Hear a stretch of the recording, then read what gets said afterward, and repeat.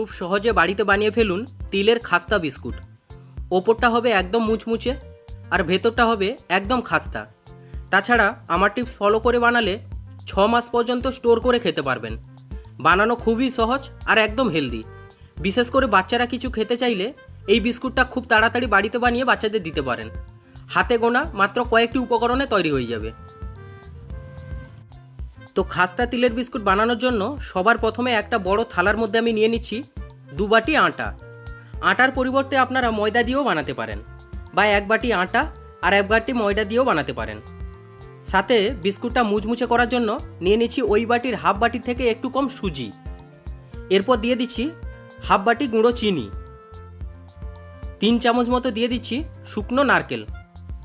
যদি থাকে তবেই দেবেন, না হলে নারকেলকে কুড়িয়ে শুকনো খোলায় একটু ভেজে নেবেন। এরপর দিয়ে দিচ্ছি 3 চামচ তিল, যেটা এই বিস্কুটের জন্য একদম জরুরি। ফ্লেভারের জন্য দিয়ে দিলাম এলাচ গুঁড়ো, সাথে 1 চামচ গোটা মৌরি হাতে এইভাবে গুঁড়ো করে দিয়ে দিলাম। দিয়ে শুকনো উপকরণগুলো খুব ভালো করে মিশিয়ে নেব। তারপর এখন এর মধ্যে দিয়ে দিচ্ছি 50 গ্রাম ঘি, দিয়ে খুব ভালোভাবে ময়াম দিয়ে নেব। তবে আপনারা চাইলে ঘিয়ের পরিবর্তে তেল দিতে পারেন, কিন্তু কথা হলো ঘি দিয়ে ময়াম দিলে বিস্কুটগুলো কিন্তু খাস্তা হবে, আর তেল দিলে ময়াম দিলে বিস্কুটগুলো মুচমুচে হয়। তাই চেষ্টা করবেন এখানে ঘি ব্যবহার করার। দেখুন ময়াম কিন্তু আমার দেওয়া হয়ে গেছে, আর মুঠি করলে একদম ভেঙে যাচ্ছে না যতক্ষণ না ভাঙছি। তো এই অবস্থায় অল্প অল্প জল দিয়ে একটু শক্ত করে একটা ডো বানিয়ে নেব। ডোটা কিন্তু ঠিক এইরকমই হবে। এবার ঢাকা দিয়ে 10 মিনিটের জন্য রেস্টে রেখে দেব। ঠিক 10 মিনিট পর ঢাকাটা খুলে আবারও একটু মেখে নিচ্ছি। ঢাকাটা খুলে আর একটু মেখে নিলে কি হয়, এই যে ডোটা আছে এই ডোটা একটু সফট হয়ে যায়। তো অবশ্যই কিন্তু একটু মেখে নেবেন। তারপর দুটো সমান ভাগে ভাগ করে নিচ্ছি। এখন একটা ভাগ নিয়ে একটা প্লেটের ওপর রেখে 2 হাত দিয়ে সমানভাবে ঘুরিয়ে রোল বানিয়ে নেব, মানে একটু রোল করে নিচ্ছি।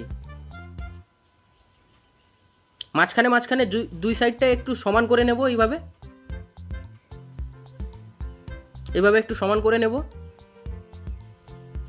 এবার একটা ছুরির সাহায্যে ছোট ছোট করে পিস কেটে নেব। দেখুন ঠিক এইভাবে পিস কেটে নেব।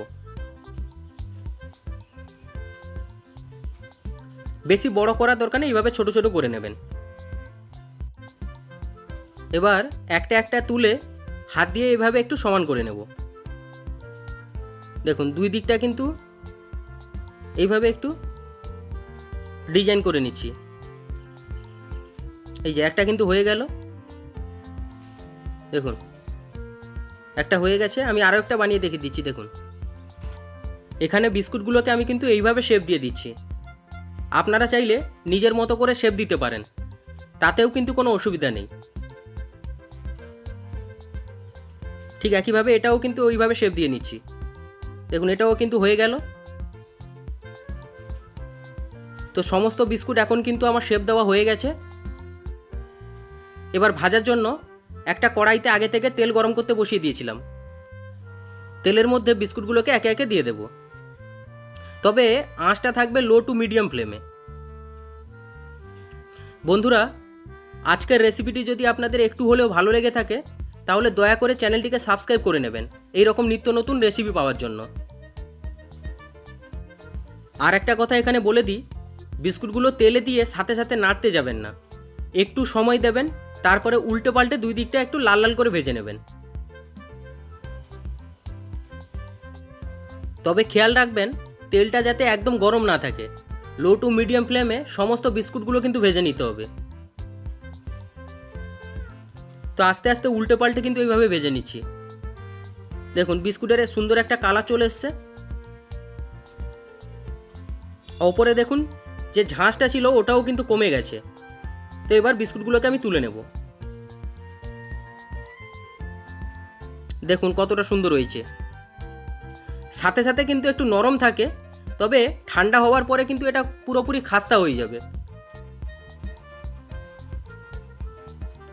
ঠিক একইভাবে সেকেন্ড ব্যাচটাও কিন্তু আমি ভেজে নিচ্ছি। বন্ধুরা, আজকের এই বিস্কুট রেসিপিটি আপনারা বাড়িতে একবার বানিয়ে কিন্তু দেখতে পারেন, দেখবেন পুরো 100% খাস্তা হবে।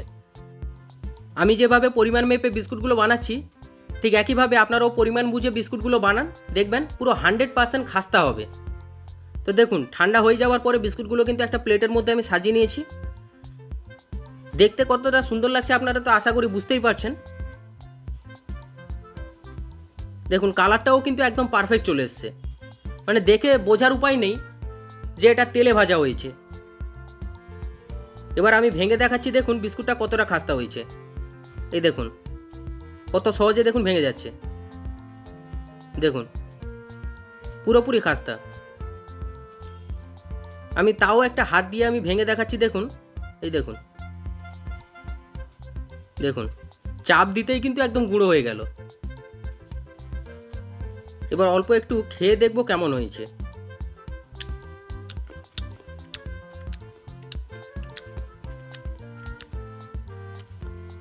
সত্যি বন্ধুরা, কোনো কথা হবে না, মানে দোকানের বিস্কুটের থেকে 100% ভালো, এটা কিন্তু আমি পুরো গ্যারেন্টি দিয়ে বলতে পারি। তাহলে বন্ধুরা, আজকের রেসিপিটি কেমন লাগলো আপনারা কিন্তু জানাবেন। ভালো লাগলে লাইক কমেন্ট শেয়ার করবেন। তাহলে দেখা হচ্ছে পরের কোনো নতুন একটি রেসিপি নিয়ে। ততক্ষণ সুস্থ থাকবেন, ভালো থাকবেন, সাবধানে থাকবেন। ততক্ষণের জন্য টাটা।